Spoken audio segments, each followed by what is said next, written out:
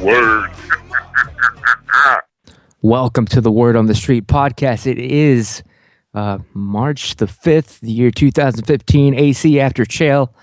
I'm here live with my co-hosts, my co-producers, my partners in crime.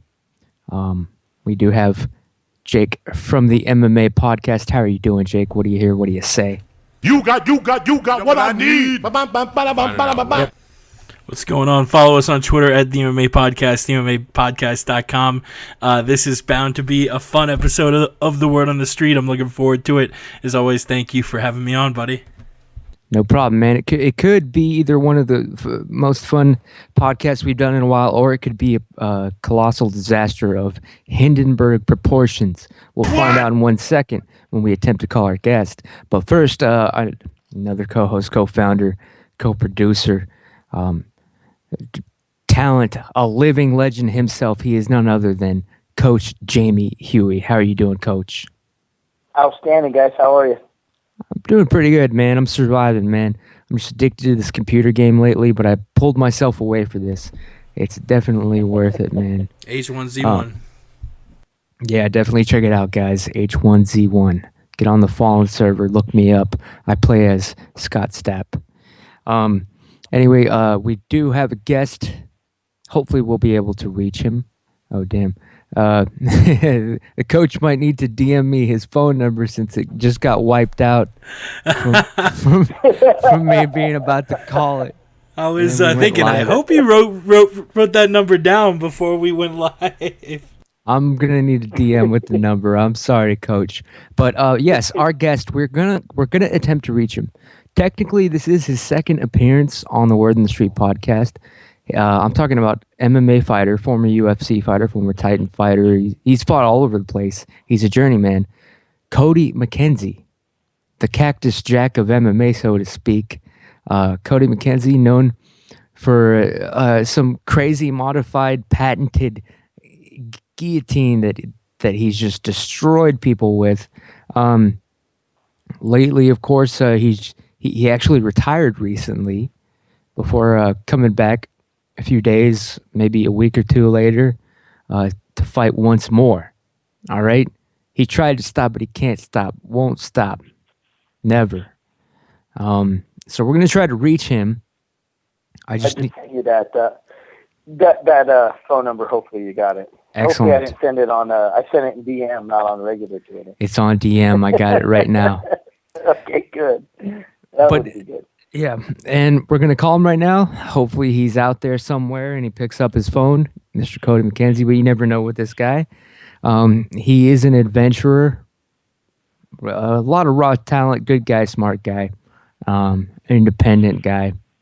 He's, for all we know, he's on a boat right now, fishing crabs, lobster, octopi, you name it. I'm not sure what goes on with that world. All I know is sushi is delicious, and if Cody McKenzie has anything to do with that, I have to thank him. But yeah, he was on the show about a couple of years ago. He was kind of ambushed by the Eagle, one of our other co-hosts and frequent callers. They met up in Vegas. The Eagle happened to be talking to me live on the air and put Cody on. They walked by each other in the hotel lobby. We'll see if Cody remembers that maybe. But right now, let's see if we can get him on to interview him. Mr. Cody McKenzie, we'll call him right now. I think it was in Newark, actually. In Newark, right. UFC 159, Sonnen versus Jones, which Cody fought Leonard Garcia on. Yep. Good fight. So let's try to call him, see if he picks up. This is live, so you can expect a disaster, people. But here we go. It is dialing right now. Mr. Cody McKenzie on the Word in the Street podcast. Let's see. Is it going to happen, people? We're about to find out. It's 2 rings. Hello. Hey, Cody. Is this Cody McKenzie? Yeah. Hey, how's it going, man? It's Ramses from the Word in the Street podcast. I'm also on the line with Coach Jamie Huey. How you doing, How's it going? Good, man. What's up, Cody? How's it going, Jamie? How you been? Yeah, I'm good, brother. Yeah, thanks, Cody. Hopefully you have a couple minutes to talk to us. We're actually live on the internet air already. I'm glad I'm glad you're here talking to us. It'll be short, but I do thank you honestly for your time, man. This is awesome. This is a damn thrill for me, man. Where are you right now? If you can reveal your location. I'm in Spokane, Washington right now. I've been training here a lot. I got a good team going on, and yeah, I train at AK in Idaho, and then also at Warrior Camp in Spokane. Nice. So you are still training, so I can assume that you haven't gone back into retirement, or No, I didn't go back into retirement. I'm just struggling trying to get a fight because all the commissions all follow each other's rulings, and from that headbutt, I haven't been able to get a fight because everybody's like also suspending me just because Edmonton did, even though no one told me I was suspended, and then they won't let me go over it or appeal it or anything. Pretty much, I mean, it's been pretty ridiculous. Like, I mean, to me, I just got hustled. The kid pulled my hair, so I headbutted him. To me, in fighting, that's fair game, you know. it used to be. Hell yeah. Yep. Yeah, I mean, it's just dumb, you know. It's just changed so much, you know. The sport has, like, if you watch all my fights, you'll never see me stop ever once out of like 35 fights from a headbutt or an eye poke or anything, you know. If I get cheap shotted, I just take it, shake it off, and then cheap shot them later, you know. Exactly, man. Exactly. Yeah, it used to be back in the day. You could do that sort of thing where it was like you were cashing a receipt, is what it's known in the wrestling world. Like, yeah, he puts the hurt on you, but you're just gonna pay it back to him, especially if the ref didn't call the damn hair pulling in the first place. Nowadays, with how the rules are being set up and everything, yeah, it's just easier to. If you get poked, it's easier to just call it off or whatever, you know, and get the win, get your money. I mean, or even vice versa. If you get poked, some guys like start. I mean, I wouldn't say faking it, but they just over dramatize it so that the ref can see it, and then the ref jumps in, you know. But overall, it's all weak, you know. It's like if you get poked in your eye, close your damn eye and fight with the other one, you know. Yep. Like. Yeah, no, a lot of people do try to oversell I just feel guys need to tough it out, you know. Yeah, it's just becoming like flopping in other sports, you know, like they pro get wrestling touched and they flop over. It's like flopping and fighting. It's ridiculous. Yeah, he acted like you had just tombstoned him, like WWE style.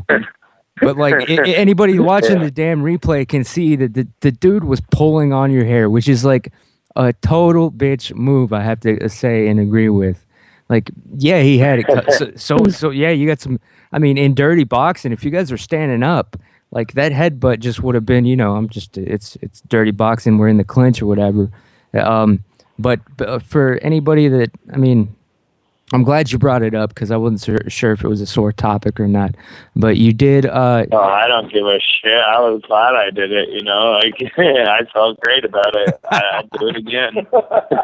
Yeah, you were in my mind. I saw the fight live. You were winning that fight on World Series of Fighting 18, up until the head, which kind of did like I don't know if like maybe you can just straight up tell us like.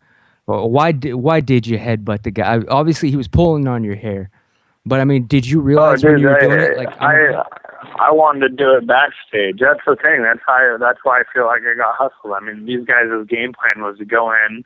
I mean, he talked hella shit in the interviews and stuff. Like people were telling me, dude, have you heard of all shit this guy's talking? I'm like, no, why would he be talking shit? You know, like I took the fight on 8 days' notice. And I haven't trained forever. Like I just took it.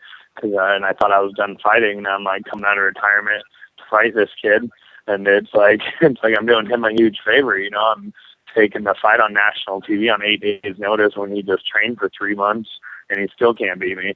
But either way, it's like why would he hate me? You know, like he should be thanking me.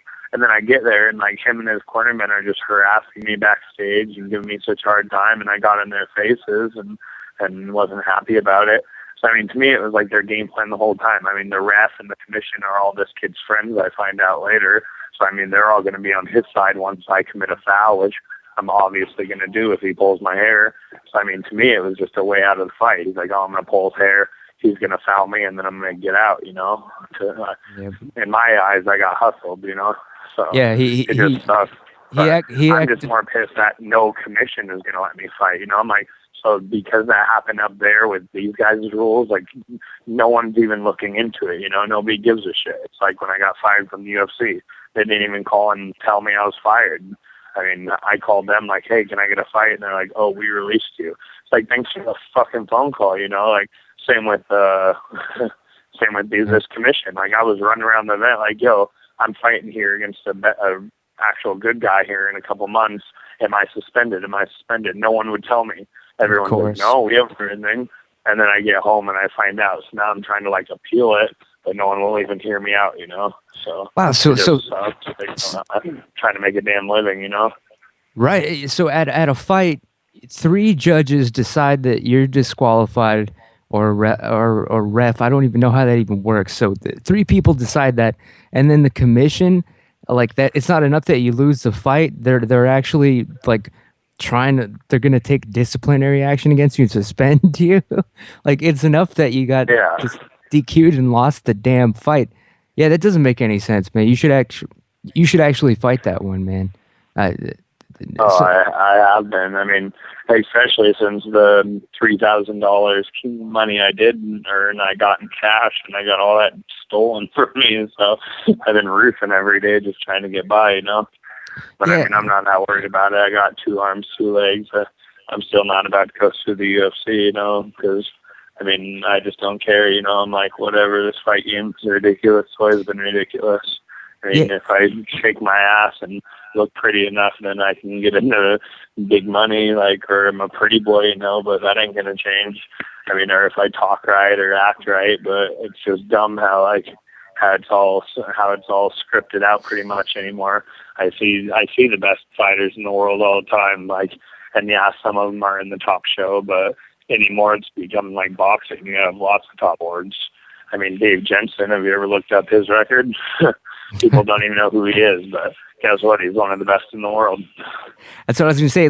The only reason I watched the World Series of Fighting, and the only reason I've even heard of that Andrew McInnes, is because you fought him, and you do actually have name recognition. Just to clear it up, earlier you mentioned the UFC that didn't tell you were cut. You had to call them to find out. Did I hear that right? Yeah, isn't that ridiculous? Yeah. After I lost to Sam Stout, I figured they'd cut me, but nobody told me or anything. So I just went on with life. I wasn't looking for any fights or anything because I figured I was going to get another good money fight with them. And then 3 months comes up and I'm running low on money. So I hit up Joe Silva. I'm like, hey, am I having another fight soon? And they're like, no, we released you. I'm like, why didn't any of you call me? Nobody got a hold of me. And he's like, oh, we tried. I was like, well, what? We tried. No, you didn't. You ain't never had a problem getting a hold of me when you needed to fight some good fighter on short notice. And now all of a sudden that I'm getting fired, nobody can shoot me a courtesy call. We tried. But that's the sport, though. I mean, it's not just me. It happens to all fighters just like me. There's no respect. It's like, oh, they're just a tool to make us money. That's all we are to all these promoters and even commissions. I feel the commissions are making more than me anymore. Yeah, they are. They've never fought anyone in their life. They're making bank. Finding Nick Diaz and John Jones. Everybody's cheating. If you're going to bust everybody for some sort of something, then you can find any rule. Like when I fought in that 8-man tournament, the commission there took $15,000 from Juan, the winner. It's like that motherfucker just had to beat up 8 of the best people in the world. And now you're going to take his money. They wanted their taste, man. It is the mafia, straight up. It's a tax on fighters. It's a vice tax now. Like if you got a bad habit, they're gonna find some way to get a piece of your money because you have. It don't matter how world talented you are. I mean, our skills don't matter. It don't matter that not a single one of these guys could beat me up on my worst day, including Dana White and all these rich fucking promoters. I mean, it's like back in the Gladiator days, like a bunch of fat guys. I mean, now they look a little different because they got better drugs, but I mean, they're just a bunch of fat guys watching a bunch of fighters fight. I mean, it's like freaking ridiculous. It's like, yeah, I don't, and then I got to hear their opinions all the time. It's like, why is this guy even talking? You know, like, why is he even talking about fighting? He doesn't know anything about it. I mean, even Joe Rogan, it's like he just sits there and talks and talks and talks. Like, dude, where's your credentials? Like, who have you ever fought? Like, I want to see one video of you fighting somebody, dude. Like, please. Yeah, we are still waiting on the Rogan fight. I'll give you that. But I mean, like, for all the talk yeah, about we got to hear about him fighting in the UFC every week. He's like, go do it already, Jesus. Yeah, they're talking about it. Yeah, I don't think it's gonna happen. The old man's had enough, I think. But you mentioned the UFC and all that. But I mean, looking back though, even for all the bullshit, for all the mismanagement, I mean, if there's corruption, even with all that shit, was it worth it to you? Like, did you have at least some sort of fun? Like, I mean, is that a negative in your life? I feel, yeah, it's a negative. I feel I have a better time fighting these smaller shows. People are more personable. I mean, it's just a different atmosphere. I mean, I'm getting to travel more now. You know, I'm getting to fight a lot more. I mean, UFC was only using me twice a year. You know, I mean, that's why I wasn't making ends meet. I mean, it's like, yeah, you guys are only fighting me 3 times a year max. You know, it's like I'm begging for fights. But unless you're like Cowboy Cerrone or one of their top guys who they love, then you ain't getting no love. Unless you have some sort of gimmick, like you're a cowboy or something. Yeah, well, speaking of gimmicks, they're bringing in CM Punk, man. I gotta ask, would you come back and put up with the bullshit just to take a paycheck to fight CM Punk in the UFC? Oh yeah, I would fight for the UFC still. I mean, it's not like I was like, hey, I quit you guys, but I just was fed up with their shit and quit kissing ass, and they let me go real quick. You know, like when I used to pretend to play the game, they thought I was a nice guy or whatever. But I mean, once they found out that, I mean, I was one of the guys always running around trying to start a union, you know. Yeah. I mean, once they started catching wind of shit like that, I'm sure they wanted me gone. But yeah, like, I mean, it's not my fighting skills that got me fired. Like, yeah, I would definitely love to fight CM Punk. I mean, dude has no fights. Yeah. Another dude the Diaz brothers, you train with them, I believe. They're another couple of dudes that really don't put up with the UFC shit for the most part. What Nick Diaz fought Anderson Silva, turns out this dude was juiced on several different things. I mean, Anderson was juicing. What's your take on that? No, I mean, you know Nick Diaz. Did he get screwed here? Were they trying to? Yeah. Oh yeah, of course he got screwed. He gets screwed every time they test him for THC. It's like, who cares? Like, who cares if a fighter is smoking marijuana? Like, I mean, truthfully, like, it's like it's a performance enhancing drug, right? Like if it's performing enhancing, like, well, it's a natural plant. Why isn't it like everywhere then? Like, and it is, you know. I mean, but it's just, I don't know. Everybody has their own opinion on it. Like, obviously, I mean, I live in Washington where it's legal, Alaska where it's legal. I mean, Denver, it's starting to be legalized now. It's like, I mean, why can't a fighter smoke? It's like, he's the one stepping in the cage. I mean, in my opinion, let everybody do whatever they want. I fought dudes on steroids. Most commissions don't check because they don't have the money, you know, like most shows don't check. And I like those shows. I'm like, yeah, don't piss test us. Leave us alone. Like, I don't care if dudes on steroids. I mean, I'm not going to say most, but I'm saying a lot of top guys are, obviously. I mean, we know because they've all been busted. So it's like, who cares? Like, let these guys perform at the highest levels. Like, we want to see people hitting home runs. We don't want to see people hitting into third base. Like, it's just dumb how, like, to me, it's not cheating. It's like they're putting something in their body. Cheating is like if I bring in a baseball bat or I like cast my gloves. Like, taking steroids to me isn't cheating. I definitely agree with you. I believe that I actually am a little bit of I believe that all drugs should be legalized everywhere in every single circumstance. That's where I'm coming from. All right, like I'm done with it. Yeah, you're a libertarian. You know, you're like me. Yeah, I mean, 100%. Yeah, it's just dumb. It's like everybody tries to rule over other people's life. Like, there's no crime unless there's a victim. You know, that's the bottom line. Like, if no one is victimized, then guess what? There's no crime. All you're doing is all it is control at that point. Yep, and I'm with you on that. Yeah, I'm with you on that too, man. In the marijuana thing not being performance enhancing, I'm also with you on that, man. Like, for instance, I smoked up a it's little not bit. performance enhancing. Look how much money like the Vegas and California and what other commissions Nick spot on. And I'm not trying to like make a joke, but seriously, that like he always fails the first test for weed, and it's like, yeah, guess what? Look at all the money they're just raving off him. Like he's the one who did all that work to get up to that spot where he's making $1 million a fight. It's like, let the dude have his money. I mean, he's a veteran. He's a god of the sport. You know, everybody knows Diaz, and he's the man. Shit. So it's like, leave him alone. These little commissioner dudes in suit and ties going and fine them $300,000 because they not do paperwork. It's robbery, you know. They stole $100,000 from Pat Healy for smoking one joint. $100,000. Oh yeah. They stole. I was on that same card with Pat Healy. They stole $120,000 from him. That's right. Yeah, they straight jacked 100 from a guy who needs the money. You know, like a guy with probably a family and a house payment and a car payment and barely getting by. The UFC don't care. You know, I mean, they're like, oh, fire him, whatever. It was like it was like he won the lottery. When he smokes weed. yeah, they act like he won it. Yeah, and that's the same with taxes. Like at the end of the day, look how much all of us fighters have to pay in taxes. They act like we won that shit at the casino. It's like, no, this is my job. Not only do I not just get this money, most of it goes out to all my trainers and gyms and everything else. You know. Yep. I mean, not me because I'm broke all the time, but fighters make money. You know, I mean, those guys, they got to pay all their coaches. It's hard times, man. At the end of the day, they're not coming up. You know, it's ridiculous. And on top of that, it's not like we can have a long career or retirement or anything. Yeah, I'm with you. I just hope that the MMA crowd and following allows for that type of money to start coming in, like to where it's undeniable. But I mean, yeah, the greedy corporation thing. I feel like that's always going to be there, though. Yeah, the MMA crowd, though, isn't getting any more intelligent. I mean, they're getting worse. I mean, it's not even the MMA crowd is actually good. I take that back. But the MMA crowd is very small.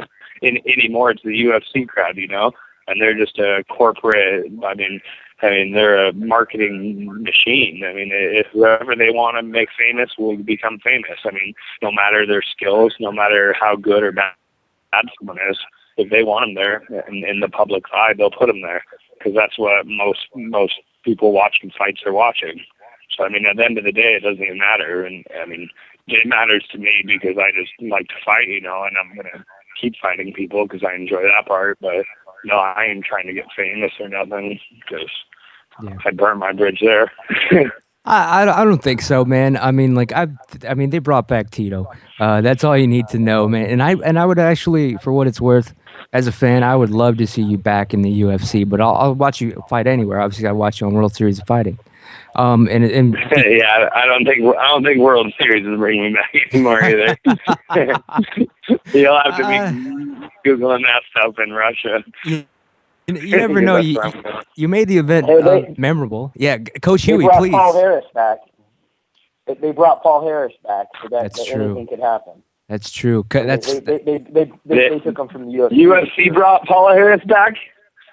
Or no, I'm sorry. The World Series picked him up after the UFC let him go. So, you know, I didn't know that. Somebody brought him back. Yeah, well, I know Ray Sheff a little bit. He's a fair guy. I don't know all the guys that work with him, but I mean, I would hope that they would consider a second chance. You know, Hey, Coach, how did you meet Cody McKenzie? That's how he came to be on the show tonight. I thank you again, Cody. But Coach Huey, man, how did you meet? You vouch for this guy. Where did you guys meet up? You know, here's the thing about Cody, man. This guy is one of the most misunderstood guys in MMA. Cody's one of these guys, like, as soon as you meet him, you know him. It's like what you see is what you get. I've always appreciated that about him.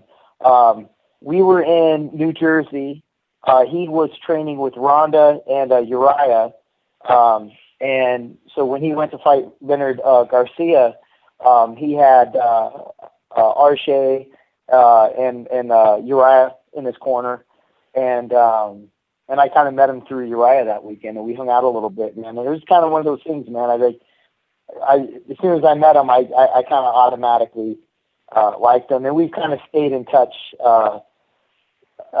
sense. But here's a funny story I got to tell about Cody, and I'm going to leave a whole bunch of stuff out. We go to we're in New Jersey somewhere, New York, New Jersey, and we go to a Ultimate Fighter, a Tough Gym, and they were doing like a grand opening, so they got the MC on the radio, and they're doing their big thing, and everybody's there doing autographs. And so I go in there with Cody and Uriah and Jennifer Longine, who was on the show, and a couple other friends. And so we hang out, and it's where Cody's fighting like 4 days later. And as we're driving, I'm sitting in the back seat with Cody, and Jen's driving, and Uriah's in the front. I look over, and Cody's got a bottle of Pinot Noir. He's drinking it out of the bottle. Yeah. And so Uriah turns around, and he sees this, and he goes, "What the hell are you doing, man?" So they start to get in a little bit of a kind of an argument. Uriah somehow got the bottle out of Cody's hand, and he's yelling at Cody. And Cody picks up Uriah's cell phone, and he's telling Uriah, he's like, "I'm not giving this phone back until you give me my bottle." Uriah's threatening to dump it out the window as we're driving on the freeway going 50 miles an hour. And Cody, all he could say was, "Listen, man, you pour it out." And he goes, "I'm just going to go buy another one." And I guess Uriah saw the logic in it. And he gave Cody back his bottle, and Cody gave him back his phone. And I thought that was the funniest thing. And 4 days later, Cody goes out there and he beats freaking Leonard Garcia.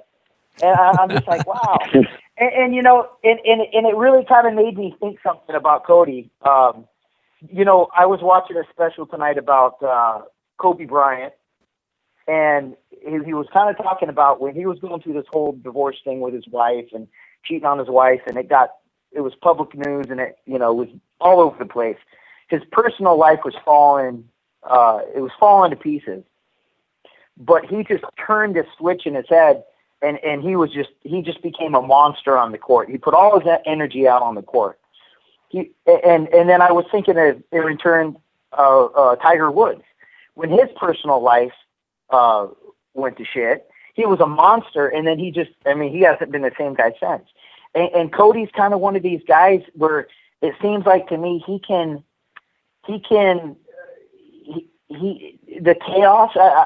You could tell this better than me, Cody, but you seem like a guy that's not really affected by anything. Like, you can show up and you don't have the right trunks, and you got a Nike tag hanging off your trunks, but you don't give a shit. You're going to go out there and you're going to fight. What is it about you that kind of, is it always been like that for you? I'm definitely not at Kobe Bryant or Tiger Woods level, but yeah, I'm just a gamer. I mean, I know I could do a lot better if I got everything together, but I mean, just like them, life is hectic, life is tough, and yeah, I don't always make smart decisions, but I mean, every day I'm trying, but definitely when it comes to a fight, yeah, I mean, it's all about just getting in there and doing it. But I know right now I'm in the best shape of my life. I mean, I've been feeling better this last couple months than I ever have, and I'm definitely ready to fight anyone.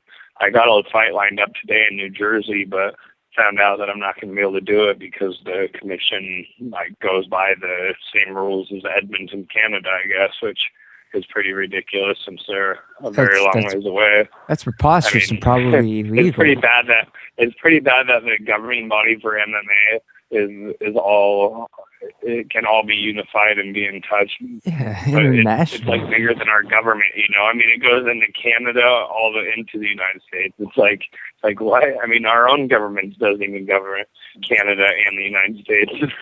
Yeah, that doesn't seem like it should be legal, but is it? I mean, so as of now, you are unable to take a fight. Like, is that for sure? Like, you are suspended for how long? Anywhere in the United States, Canada, I can't take a fight for 3 months. And I mean, I've been fighting lately, trying to fight month to month, to make ends meet. I mean, I had a couple lined up, and now they're gone, and it just sucks, So got 3 months. Yeah. You got 3 months left on a suspension from right now. Yeah. Okay. Yeah, so something like that. Yeah, 3 months.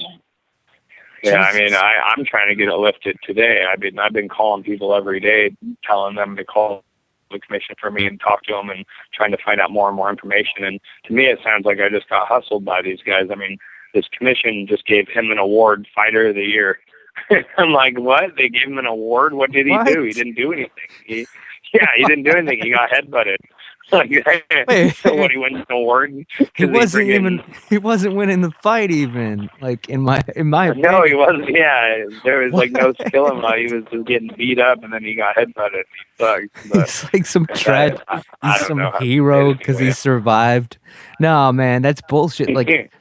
No, like I'll kick something up in your behalf, man. There's something wrong with that. The disqualification loss, like that is payment alone. I mean, you paid your dues with that. That's your payment. You lost.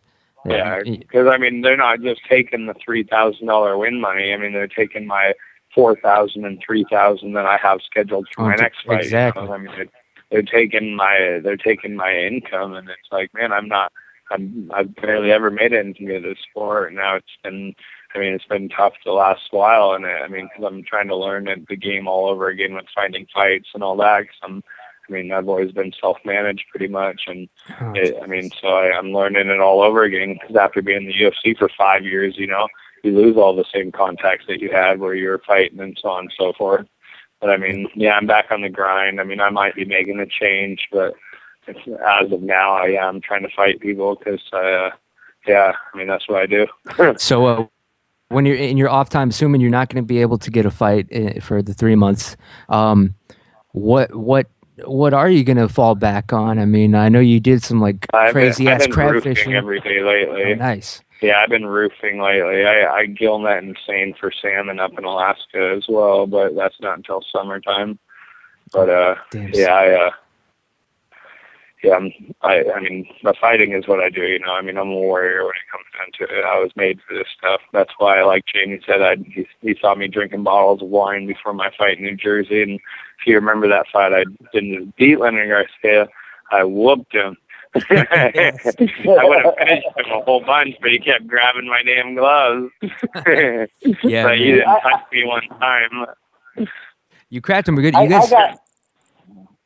was a great fight. I remember that one.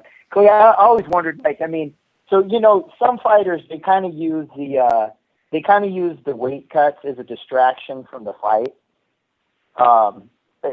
What's your thoughts? Chaos outside the ring, or the weight cuts. Is that something that you even think about it? Your I quit psychology. Cutting weight now. I'm just fighting at 70 now because I ain't worried about bigger guys. But when I fought Leonard, I cut 19 pounds. I was up for 48 hours straight cutting weight because I started 48 hours early. So I was just going to cut a little, but then I realized how off I was. I was 19 pounds heavy, so I just went 48 hours. I thought I was going to die cutting weight for that one, but no, I don't use anything as a distraction. Fighting is just whatever, it's not that big of a deal. It's safe. You got a ref in there. It's not like on the streets or something where I'm going to get stomped out after they knock me out or choke me out. Overall, MMA is very safe, that's everybody's like, you look so calm in there. I'm like, yeah, I am calm. What you can do? Knock me out, choke me out. It's like, ooh. That's it. It's done after that, That's not that big of a deal. Holy shit, dude. There are a lot of rumors about the weight cut thing when it comes to you, actually. I've heard a few things. Of course, we heard about the blood thing, giving blood. I believe Front Row Brian was helping you out at some point with that. Giving blood for a weight cut, and then someone else mentioned I gave blood to make weight. I've done that. For the record, I've done that. People always like, have you really gave blood to make weight? Yes, I gave blood and I made weight. And everybody who was like, that's cheating. Like, what? I'm not, I made the weight. Like, who gives a shit how I made it? Like, I'm the one who's 2 pints out of blood right now and have to go perform. Yeah, it's just liquid. Like, what does it matter what type of liquid it was? Was it sweat or was it blood? Yeah, exactly. Oh, well, that guy lost a bunch of sweat. He's cheating. Show me in the rule book where it says that. I mean, I'm sure they'll write it in now. Just like, I mean, No truthfully, plug. I heard it's my fault that Dana and them are like implementing this whole uniform thing because that one time I wore the dopey shorts. but if you go back and watch my first UFC fight ever, I wore the same shorts and nobody said anything because I won and took the price tag off too. UFC 159, man. I remember it well. There's actually another rumor about your weight cuts that I heard. I don't know if it was Sonnen that was saying it or if it was Chael or not. Someone mentioned that you actually sometimes might induce a hangover for the purpose of dehydrating and cutting weight that way. Is that true? I used to do that when I was younger. I don't do that anymore. I'm more professional now. Yeah, that would be. I've always wondered about that method though, because I've been I can't hungover. handle a hangover nearly as good as I used to. But yeah, I mean, I learned that from Russians. The best wrestler in the world I've ever went with was this little Russian guy, George St. Beard's wrestling coach, and he told me that how to do that. He's like, I became the world champ on the hangover, and then he's like, yeah, if you drink a whole bunch and you wake up dehydrated, I'd lose like 10 pounds in a night just drinking and then waking up and you're dehydrated. Yep. And then you're I've always wondered. and then you make the weight, and a lot of people would always trip out, but it's like, hey, it works. Like I won a lot of fights that way and made weight no problem and still went and performed. I mean, it's all mental. 15 minutes ain't nothing. Even 25 minutes ain't nothing if you're mentally strong enough. Like, I mean, I'll come in and completely out of shape and still be fine, like as long as, I mean, it sucks a lot more. Like, you want to be in shape, but if you're not, I've fought plenty of fights where, I mean, I just injuries or maybe took it on short notice or whatever, but a fight's a fight, 15 minutes, you just got to go in there and take care of business. Do you consider yourself and if it's done right, like Ronda shows us, it should end fast, I mean, I won like 24 fights in a row, all in like under a minute. Oh yeah, you actually a first round finish. Except like it. I mean, it's rare for you to go beyond the first round, man. That's kind of what you're known for. That's how you came up with. So like seeing you mentioned Ronda. I know that you and the coach actually when you hung out with Uriah and all them, it was probably with the Middle Easy crew. And I know that you're also tight with the Diaz brothers and Ronda. What do you think about her, man? Like, she just tore through basically the entire division, took out Kat Zingano in 14 seconds.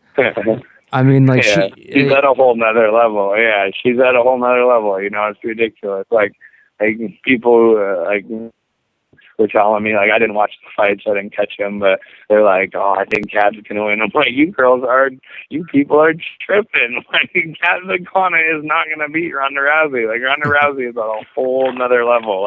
But I mean, who's she gonna fight now? I mean, the rest, besides like Kat Zingano and Misha and like maybe like a couple other girls, Julie. Like, I mean, there isn't no girl division. I was watching UFC the other day, and it's like 4 and 5 ranked number 9 in the world. I'm like, she has a fucking losing record. I'm like, how is this girl ranked top 10 in the world? I'm like, I won friggin' like 14 pro fights in a row in the first round and didn't even catch a high five. Yeah, where's the title shot? Like, what the hell? Like, I know these guys who have like 60 pro wins under their belt against like other studs, and they're not ranked anything. Like, they're ranked like 50th. It's ridiculous. There's no real ranking system. Like, these people who buy into that are just people who buy pay-per-views. I mean, people who like thought that just like who count out the Diaz brothers. It's just dumb. It's like people don't know. They really don't. Like, they have most like. The fight game is like 100,000 virgins watching a porno and telling the porn stars how to have sex. It's just ridiculous. I hear you, man. Yeah, the rankings are decided by basically media members that are invited later on to the UFC's lunches. Exactly. Yeah, right. It's made up by Dana White and the media and all these people who have never had a fight or been in a fight. That's who makes up who's the best. Oh, he's the best. I like his hair. like where? Why wasn't Lyle Beerbaum ever in a big show, huh? Like, tell me that. Like, I mean, he still has one of the best records. Like, why haven't you ever seen him? But you'll see a 3-0 guy versus a 5-0 guy all day long if they can say the right things and talk the right talk. You know, it's all just political. It's all I mean, it's not real anymore. You know, like 5 years ago about it is when I feel it changed. Like when I was first getting in, that's right when it started changing. I noticed because I mean I've been in this shit for a long time, but I mean it really started changing then, and I lost all faith even when I was in the UFC. I was like, this is the pinnacle of the sport. Well, I'm done. Like, I'm going to go goof around and keep fighting people, but for fun, you know? I mean, I don't do this as my long-term anything. I like my social life more, obviously, than MMA because, I mean, I just don't see the point, you know? I mean, you become world champ, but, I mean, who's the champ at 55 right now? Anthony Pettis? Mm-hmm. Right. Right. Yes. What? I mean, why hasn't Anthony Pettis fought any of the top guys in Bellator? You know, like guys like Dave Jones. Yeah. Right. Wait. You mentioned that. No, I think we actually lost Cody there for a second. Looks like the call dropped off. I did actually. Yeah, we should have actually started wrapping it up. Coach, Huey, are you still there? Yeah, I'm here. Oh, cool. Great. Let me try to give him a call right back, and then we'll end the interview with him. He was giving us a lot of his time. I do appreciate that. But yeah, he actually answered, and let's see if we can get him back on real quick. Sorry, but the person you called has a voicemail box that has not been set up yet. Uh-oh. That is going to be a problem, obviously. His phone may have died. Yeah, it sounded like something like that. He was talking in the middle of it, so I tend to think it was legit. It's a damn shame. Might try to call him back in a minute or two, but yeah, why don't we actually kind of circle back around here, wrap it up. We'll get a chance to follow up with him. But yeah, he was Cody McKenzie. I don't know if he's on Twitter anymore. He did have a Twitter account, but I don't believe he's active on it anymore. He told me it was deactivated when I talked to him the other day. So I see. Maybe that's temporary. I'm not sure. Gotcha. Well, yeah. Well, I have to thank you, Coach, for getting him on the show. It was, in my opinion, a miracle that he would be willing to talk to anybody. Especially he opened it up himself with talking about the DQ. Did you actually get to see that fight, Coach? And what did you think about the headbutt thing? I saw the highlights of it. Kind of somebody posted like a short clip of it. I mean, the guy was clearly pulling his hair, and man, I don't know. I look at some of this stuff different. I mean, I get the rules, I respect them. But at the same time, man, it's kind of like, me and Gilbert, we're arguing about the guy that was talking smack to the MMA fighter and went down to the gym the other day and Josh Neer got his ass. Yeah, Josh Neer, whooped this guy's ass. Well, you know what? The guy made a decision to, the guy got in his car, he turned on his GPS, he put his stuff in his duffel bag, and started his car, and he drove down to the gym, and he got exactly what he was asking for, and kind of the same thing with Cody's fight. I mean, the guy was, I understand the antics before the fight. Okay, maybe there's some promotion, but, the guy was pulling Cody's hair, and Cody wasn't having it, and, it's kind of like the Victor Ortiz-Floyd Mayweather fight. Hey, you know what? Shit happens. So, you don't cry about it. But, for this guy to kind of, pull some cheap moves and then try to pretend he got fouled in a basketball game. I don't know, man. I thought it was kind of, if you're going to be a fighter, be a fighter. If you're not, then don't. I hear you, man. I hear you. I do wish him nothing but the best, actually. Cody McKenzie, we actually have a clip. He was actually on the Word on the Street podcast before. I was debating whether or not to bring it up with him, as it was kind of like a little ambush that happened. He was walking in the Vegas hotel lobby while our buddy Alan the Eagle was talking to us on the podcast live, and he recognized Cody. He's like, "Hey, Cody, here." He hands him the phone, forces Cody to get on and talk to us. I believe we do have a clip. Do we, Jake? What's happening here? But it was Cody's first appearance, which he probably does not remember, and I was going to see if he did remember it, but here it is. It's about a minute and a half. It was real quick. It was during UFC 159, right before he fought Leonard Garcia, the Sonnen versus Jones card in New Jersey. Here we go. Cody McKenzie's first appearance. You're going? Hey, you're on the Word on the Street podcast right now. What's that? With Cody McKenzie. You want to say hey, Cody? Cody McKenzie. I don't know what that is. What up? Is this Cody? Yep. Holy shit! How are you doing? This is Ramses from the Word on the Street podcast. It's an MMA podcast. It's like a Wayne's World. Oh, nice. Yeah, it's like the Wayne's World of MMA podcasts, man. This is really great. I've watched Wayne's World. I know what it is now. It's like a talk show kind of. Exactly. Run out of a basement, man. Nice of you to say hi, man. Definitely good to see you down there for UFC 159. Can I ask you one quick question? Yeah, go ahead. Chael Sonnen is going up against John Jones in the main event. How do you see that fight playing out? Who do you got? No bullshit, son. That's your one question, for real?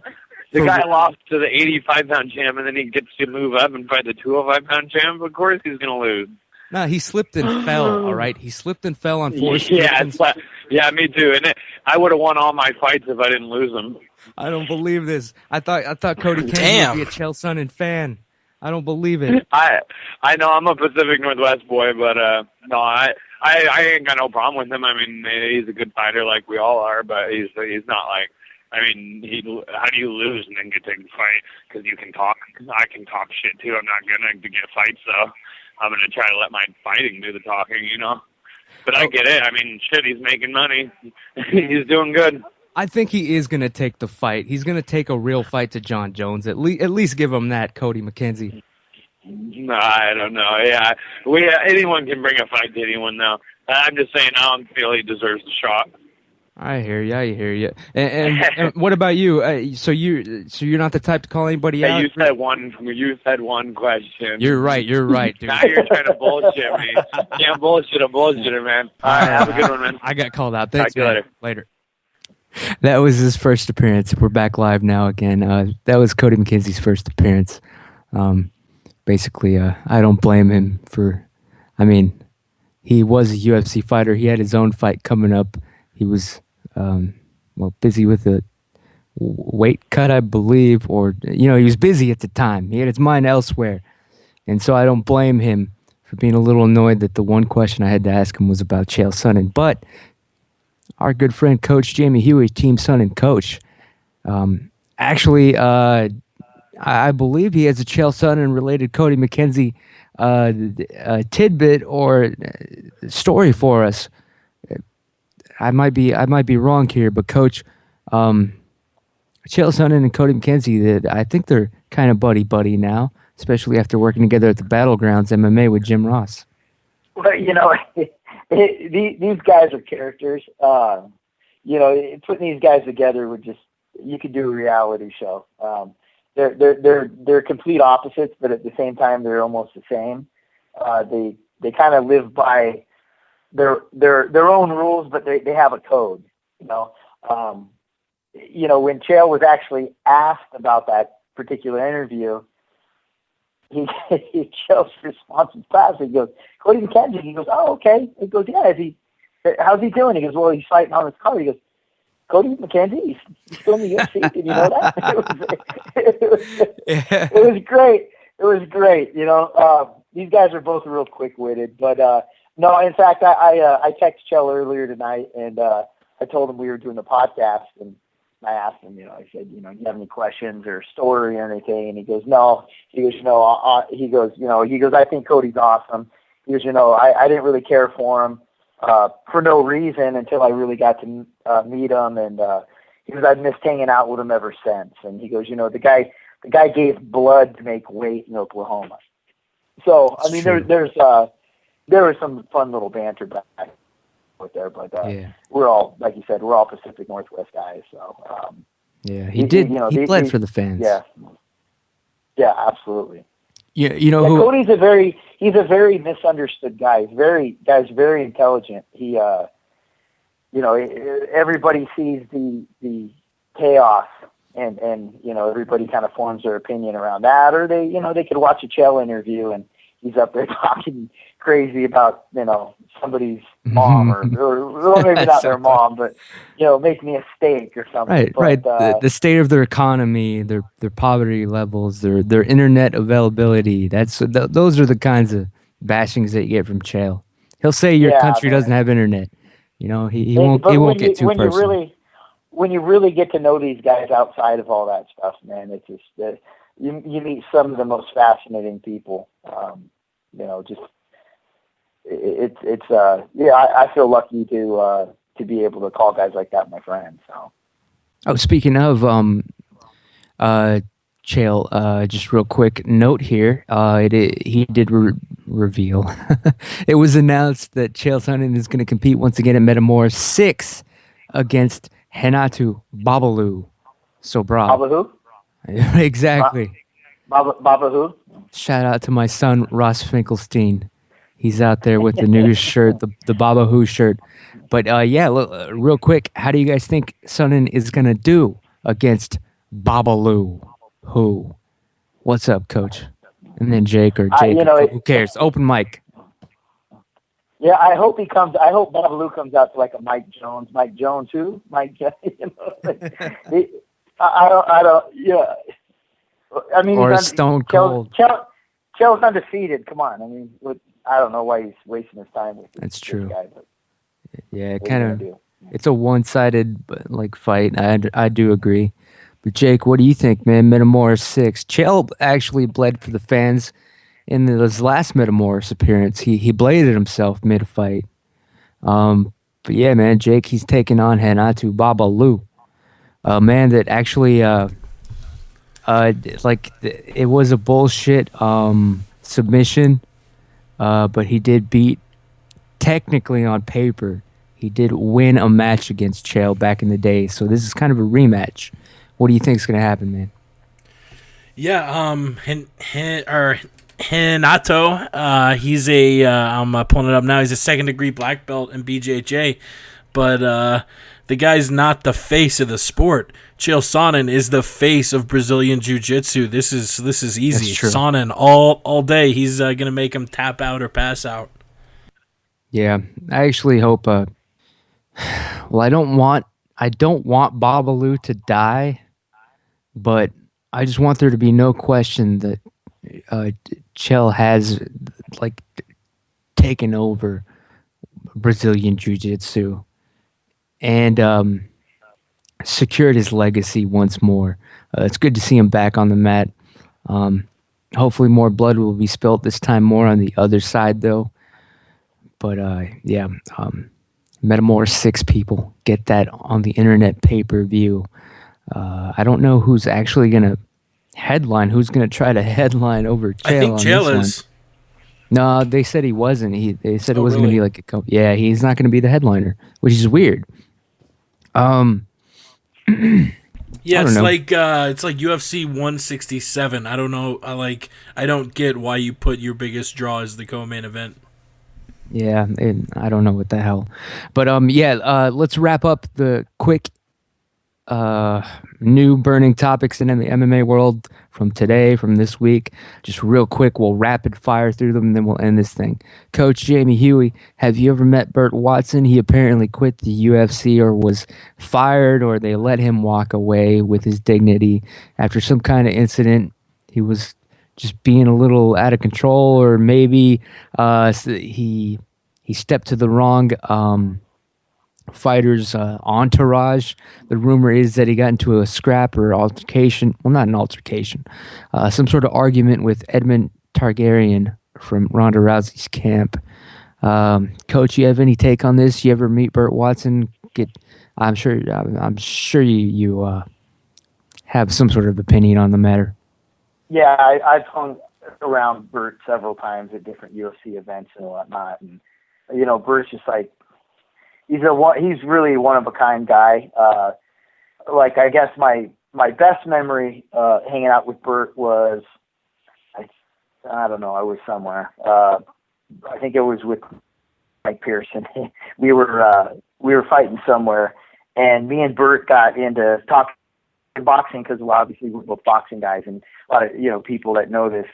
Bert used to work for the legendary Joe Frazier, and so me and Bert got to talking boxing and about Ali and Frazier, and just Bert telling me stories that were just, I mean, you couldn't, I'm asking him questions about trainers and guys that he had been around through the years, and it was amazing. We probably talked for an hour and a half in the hallway just about boxing, and Mike was with us, and for probably about 30 minutes, Mike was pretty interested in the conversation, and then Mike was pretty done with boxing. But that's what happens when you get two boxing guys together. I mean, there's so much history and nostalgia in it. Like I could have sat there all day and listened to Bert's stories.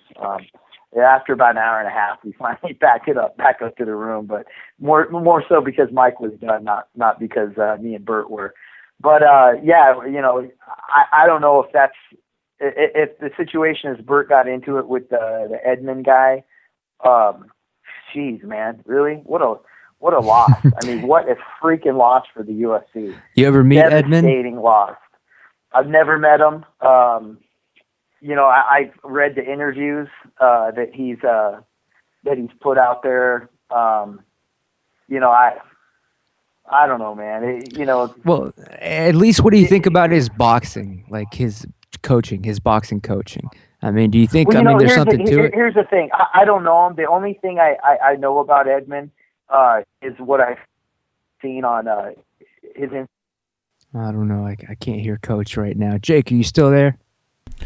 Yeah, Coach cut out for me as well.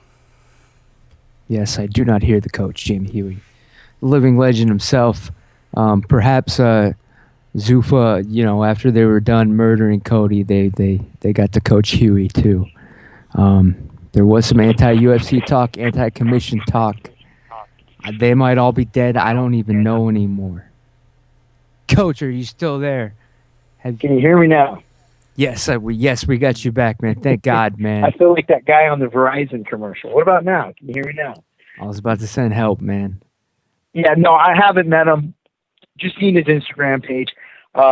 There's one of two schools of thoughts going on. Either he's, you can work mitts with anybody and make anybody look good on the mitts. You get hit in the face, it's a completely different animal, right? He's either really wants credit for Ronda's boxing, and that's the reason he's consistently posting stuff and trying to show everybody, what kind of a mitt master he is on the mitts, or he's very intelligent, and they're posting that because they're trying to get people obviously thinking more about Ronda's stand-up than her ground game. Nobody's really challenged her on her feet. I thought Misha did some really great boxing with her. But Ronda's a one-hitter quitter when it comes to that armbar, man. It's a game changer. I mean, she could be losing a fight, and if you don't finish her, she's kind of like an Anderson Silva. She just, at any second, she's got that move she pulls out of her hat, and it's over with. So, I don't know the guy. I've never met him. I don't know what his angle is. But if Dana took, kind of turned his back on Bert, for that guy, man, I mean, I wasn't there. I don't know the story, but man, what a tragedy to lose Bert. And you could see the amount of love he was getting from all the fighters on Twitter after it happened too. I mean, I can't imagine going to a UFC event and cornering somebody without seeing Bert. I mean, you're literally, you get the call, hey, we're fighting so-and-so. You're thinking, oh, cool, man, I get to see my buddy Bert. It just, and I'm not the only one that feels that way. I didn't have any special relationship with Bert, but everybody felt like they did. And that's just the type of person Bert was. So unfortunately, it's a huge loss, man. It definitely is. We're seeing a lot of bullshit go down lately. There's also this well, it's not really breaking news, but it just came out. It's a follow-up on Mr. Renzo Gracie, who I think we can all agree we all like Renzo, man. He's the greatest. Saved a friend of ours' lives, but yeah, it's just been announced. If you remember, he got into a little bit of some Well, he was arrested for allegedly staging some sort of beatdown and like on some club doormen that were just being assholes or something. It was all alleged, but the news report that we're hearing now, the New York Post, is reporting that Renzo Gracie and his cousin Igor and 5 of their pals took no jail plea deals yesterday. Well, yeah, yesterday, in the beating of a doorman outside celebrity hotspot 10 Oak, 1 Oak. Well, I don't know what I don't club, you know what I'm saying? But it goes on to say that Renzo and 3 others are only going to do 10 to 15 days of community service, thank God. No jail time, just some community service for old Renzo. Good. He's a nice guy. Whoever they laid this beat down on, I mean, let's face it, they probably fucking had it coming. It's probably some huge ass, like it had to have been a dick or some sort of son of a bitch or asshole in some manner or fashion for Renzo to lose control.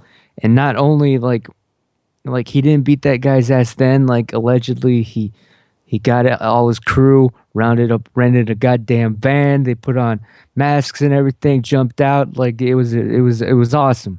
It must have been awesome. All right, this is all alleged, but they did just enter a no jail plea, and the bouncer said, a bouncer witness is saying, quote, all of the 7 men were fighting, doing MMA moves on the guards, some of whom were injured. He goes on to say, in my entire 14-year career, I have never seen anything like this. Renzo, of course, is 47 years old, lives in New Jersey, has a gym in Midtown where he trains top UFC fighters. So there it is. Renzo, 10 to 15 days community service for laying a beat down on somebody that probably, let's face it, had it coming. Any take on this, you guys? Have you guys ever met Renzo himself? I think he's one of the greatest men to ever live. If he's beating someone's ass, I'm sure he has a damn good reason. He would not do it for no reason. Yeah, I don't think so. I mean, just kind of the mentality of jiu-jitsu isn't to go out there and, I mean, it's a gentle way. It's, it's not an aggressive sport. And I think by nature, the Gracies that I've had the honor to hang out with or be around don't have that mentality. We've all been to those clubs and, you get the aggressive door guy that's just a little bit bored looking for excitement, or, you get the proverbial dumbass once you get in the club. I just avoid the whole thing, to be honest with you. I don't go clubbing after, Kelvin's last fight. I had a bunch of friends come in, Uriah and everybody, and they all went down to the Hakkasan in Las Vegas. And I just, you know what, man, I had no interest in it. Like, hey, let's go to dinner before or after, but you're not going to, you won't see me at a club. The last time I was at a club, Chael had he had to, it was after the Anderson Silva fight, the second one, and he had to do a kind of, a show up after the fight and after party. And yeah, it sucked, man. It was, I mean, we all felt better collectively when we got together, but like, I'm just not a club guy, man. And I mean, I don't know what Renzo had, if maybe he had an obligation somewhere or to be there, but I mean, it's kind of like, don't put yourself in that situation is my thought. Jake, man, Renzo, he lays a beat down for one reason or another. What do you think, man? I could not agree more with the last 5 minutes of talking points. Clubs suck. Renzo's awesome.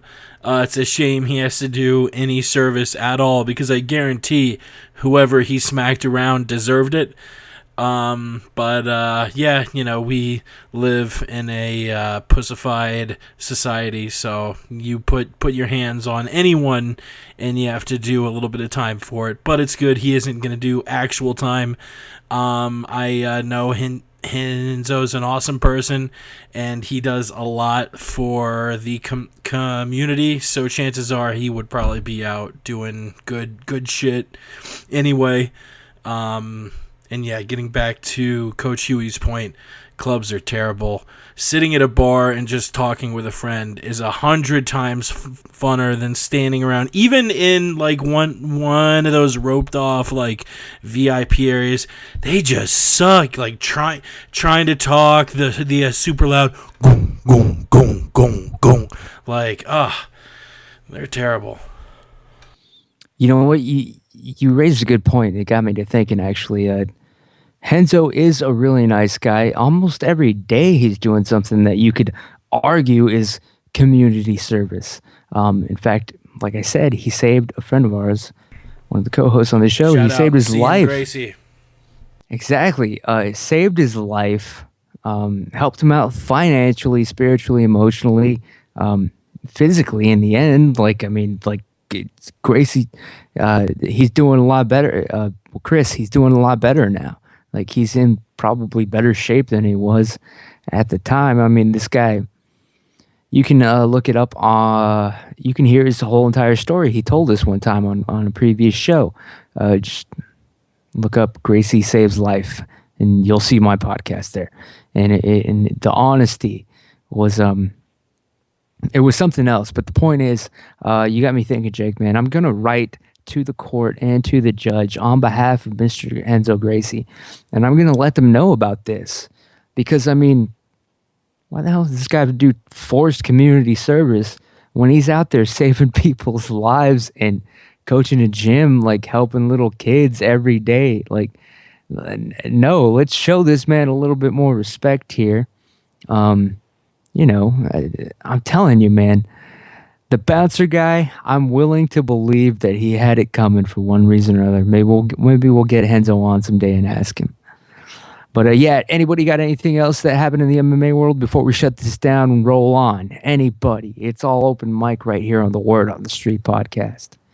Just congrats to Kelvin. He'll be coaching the Ultimate Fighter as a coach instead of as a contestant this time. I'm excited, man. Yes, the Ultimate Fighter, Latino American Team Kelvin Gastelum versus Team Efren Escudero. Yeah, hell yeah, man. This has got to be the shortest amount of time anyone's gone from a contestant on Tough to a Tough coach, and that's not even mentioning he was picked last. I mean, what a fucking awesome story, man.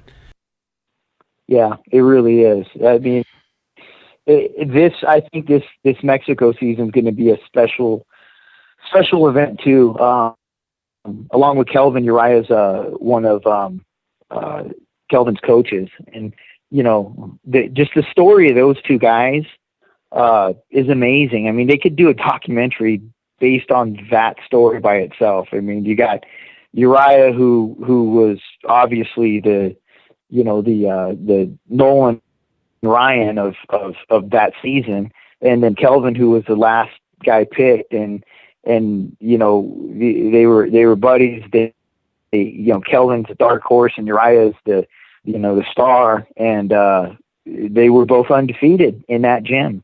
And then of course everybody knows the story afterwards, but man, there's so much depth to kind of their story and the way that it kind of intermingles together. For these guys to go back and coach, a bunch of guys coming in, and we've had Uriah on the podcast, and he's such a he's kind of I put him in that camp with guys like Bale and Cody, that there's a lot of depth there. Uriah's a very deep thinker, and I don't know, man. I think it's just going to be a really special season with those two guys taking the mentor role. I'm excited to see it, man. And obviously Clayton got a wealth of knowledge. Terrell, who we've had on the show, if you guys remember when Terrell was on here. So it's going to be special, fight. Man.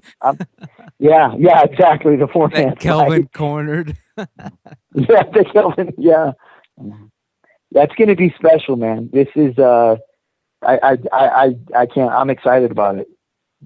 Yeah, wish you could be there, Coach. Damn shame.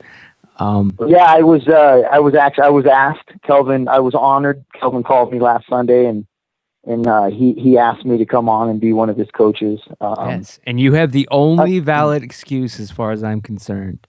Yeah, I wouldn't have missed it for the world, man. And yeah, I've got they start filming. I better not give out the date, but let's just say it's right around when I leave for Brazil, and then my son being born early April. So fortunately, wasn't able to make this one. Maybe we'll see how it goes. I might even be able to step in for a cameo or something there. But yeah, I've got a son on the way, so obviously that takes precedence over filming another TV show. But this is good. This is going to be a special season. I'm excited for these guys. So am I, man. It's going to actually have me watching tough Latino American, and I have not before, even though I am Hispanic myself. But this time they got Kelvin, man. That's it. It's sold, dude. It's all over, man. It's going to be a good one. But yeah, anything else before we get out of here, gentlemen? Again, thank you both. Viva Team Gastelum. Hell yeah. He's, of course, going to take this one down. Coach Jamie Huey, where can people find you, contact you, and stalk you? Twitter at Coach Jamie Huey, website www.coachjamiehuey.com. Yeah, and I'm currently working up here in Utah. If there's anybody who wants to get together for privates, I'm available. I'll be back in Las Vegas for a short time, and then I am off to São Paulo, Brazil, to have a baby. Congratulations once again, man. Obviously, we got to get you on a few more times before that, because as soon as that baby comes, your life's going to be over for a little while. We're not going to hear from you, I'm guessing. But, yeah, man, good. I'm excited for you, man. So, yeah, again, congratulations. Keep us up. Thank you, man. Appreciate it. Hell yeah. Jake from the MMA Podcast, where can people contact you, follow you? What's happening? This is it. This is what you do. Follow us on Twitter, the MMA Podcast, themapodcast.com. Awesome show. Ramses, take it out. That's me. I am the word on the street. The Aunt Jimmy Show on Twitter, people. Thanks to our guest, Cody McKenzie, for coming on tonight. Thanks for Coach Jamie, the living legend Huey, for hooking up the interview tonight. Thanks for Jake from the MMA Podcast for putting the interview and the entire show on the internet tonight. And thank you for listening, people. That's all I got. It's time to go back to the H1Z1 PC massive online role-playing game for me. Find me. I do play as Scott Stapp on the Fallen server. But yeah, keep it real, people. Survive every day. Shout out to, of course, my Lexi Angel and my Katie Bear. Word on the street. Stay black. Beat him up, break his neck, beat him up. Play, take me through it. Well, I'm the best corner in the game. When you try me with a sword receiver like Crabtree, that's the result you gon' get. Don't you ever talk about me. Who was talking about you? Crabtree, don't you open your mouth about the best. Or I'm gonna set it for you real quick. LOB.